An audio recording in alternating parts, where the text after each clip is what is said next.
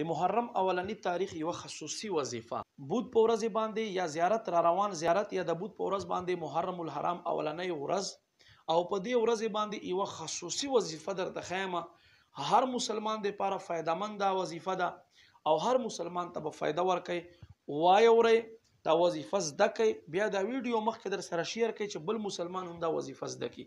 وظیفه څه شی دی؟ وظیفه دا دی چې څوک محرم په اولنی تاریخ باندې سحر نه والا لمر پریوتې دا پورې د لمر پریوتې دا نه مخکې په دې کې په یو کاغذ باندې په یو پاڼه باندې بسم الله الرحمن الرحیم 130 ځله یو سل 10 ځله ولیکي او بیا دا ځان سره کېږدي په کور کې یا په دکان کې یا ځان سره وساتي نو دا به ټول عمر چې تر څو پورې د سره دای هر قسمه آفتونو نه الله په حفظ او په امان کې وساتي. ډیره بهترینه خسته وظیفه ده. ګوره بسم الله الرحمن الرحیم 130 ځله دا به تاسو ولیکئ په کاغذ باندې زبر زیر اچولو ضرورت هم نشته دی. په دې کې به یو خبره خصوصي خیال ساتئ چې په بسم الله کې کم میم دی او کوم په اخر کې الله نوم کې ها راځي دا به کولاو ساتي. تاسو ته په سکرین پټۍ باندې ښکاری د کشانته به تاسو بسم الله لیکئ زبر زیر لیکلو ضرورت نشته.